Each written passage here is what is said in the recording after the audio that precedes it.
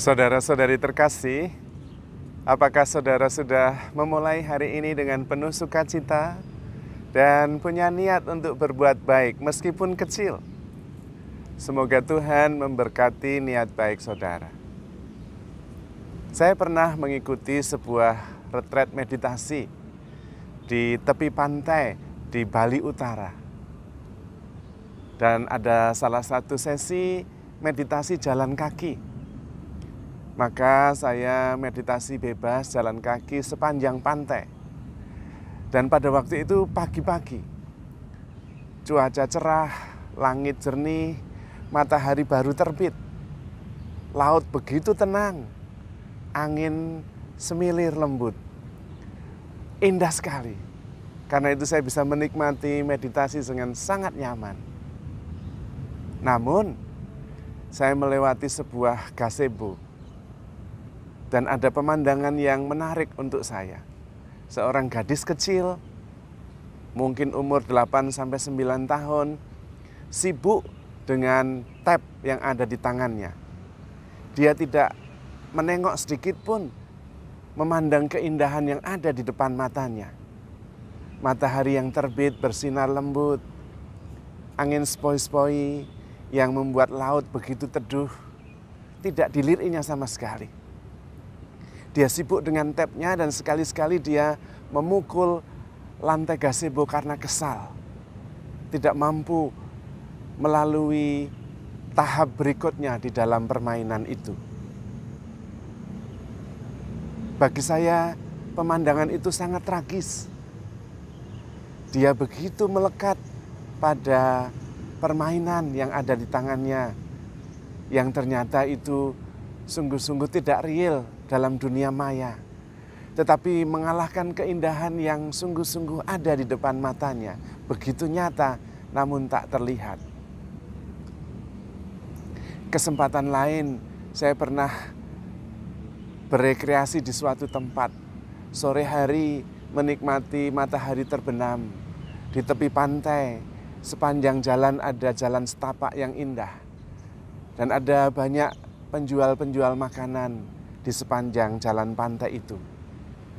Sore itu begitu sempurna, langit jingga memerah, matahari yang cerah namun teduh, dengan pemandangan pantai yang begitu menakjubkan.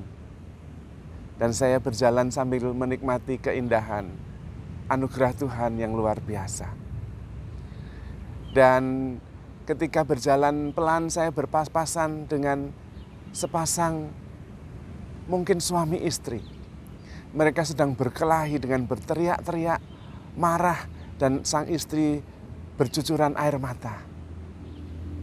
Pemandangan itu juga pemandangan yang tragis untuk saya. Ingin sekali saya memberikan keindahan matahari terbenam untuk menghibur sepasang suami istri kekasih yang sedang bertengkar itu. Betapa indah alam ini, namun tak terlihat karena begitu terserap oleh persoalan yang sedang dihadapi. Saya jadi ingat kisah seorang guru Zen di Jepang yang tinggal di hutan dalam pondok sederhana. Dan ketika dia pergi mengajar, pondoknya ternyata dimasuki maling. Dan ketika dia pulang, dia mendapati maling itu keluar dengan kecewa karena di dalam pondok itu tidak ada apa-apa. Maka guru Zen itu kemudian memberikan baju, jubah yang dia pakai satu-satunya. Saudaraku, kamu tentu kecewa tidak mendapatkan apa-apa.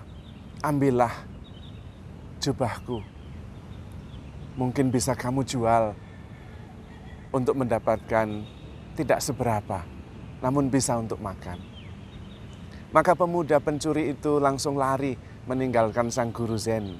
Dan guru Zen kemudian menarik nafas, memandang ke langit, dan menikmati bulan yang begitu indah. Dan guru Zen itu mengatakan, seandainya aku bisa memberikan bulan ini, keindahan dan keteduhan ini ke dalam hatimu, tentu engkau lebih bahagia. Guru Zen itu memikirkan pemuda pencuri yang gelisah hidupnya, bahkan tidak mampu menikmati keindahan kesyahduan purnama di malam hari. Dan itu sering terjadi dengan diri kita. Orang bijak mengatakan sumber derita satu-satunya adalah kemelekatan. Dan ketika tidak mendapatkan apa yang kita melekat, yang kita rindukan, yang kita inginkan, kita menjadi kecewa. Tidak bisa menikmati keindahan yang begitu nyata di sekitar kita. Kemelekatan itu bisa apa saja. Bisa jabatan, bisa pekerjaan, bisa relasi, bisa pasangan, bisa anak. Padahal namanya mempunyai, sebetulnya itu ilusi. Kita tidak pernah sungguh-sungguh mempunyai. Paling hanya kita bisa menggunakannya, dan itu pun sementara. Banyak orang yang mempunyai villa, entah itu di puncak, entah itu di gunung, entah itu di pantai, tetapi tidak pernah pergi menikmatinya karena sibuk. Banyak hal terjadi di dalam hidup kita, begitu menguasai diri kita. Padahal kita hanya perlu menikmati dan menyerahkan banyak hal kepada semesta, kepada Tuhan, yang memang penyelenggara kehidupan yang sangat bijaksana. Justru dengan bersyukur, kita mengerti apa yang tepat, yang baik untuk kita lakukan. Dan kita dengan bersyukur itu justru mengakui keagungan Tuhan dan melihat keindahan-keindahan yang begitu banyak dan menakjubkan diciptakan oleh Tuhan untuk kita. Kita bisa merasakan cinta Tuhan tanpa harus banyak berusaha, tanpa harus banyak mengeluarkan uang. Cukup duduk dengan tenang dan sadar, merasakan cinta Tuhan yang tanpa batas. Meletakkan terlebih dahulu perkara-perkara yang membelenggu kita, apapun itu. Dan itu bisa, karena itu hanya ada di kepala kita. Bisa kita acuhkan, bisa kita singkirkan sejenak, dan kita bisa menggantikannya dengan syukur, dengan keindahan yang Tuhan sediakan untuk kita. Kita seringkali melupakan anugerah besar yang begitu biasa karena kita terbelenggu pada perkara-perkara yang membuat pikiran kita pusing. Melihat adalah pengalaman yang sangat menakjubkan, namun sering kita tidak menyadarinya. Mungkin ketika kita sudah kena glukoma, baru kita bisa sadar betapa menakjubkannya memandang keindahan Tuhan. Yang tidak lama, kita paling berumur 70 atau 80 tahun.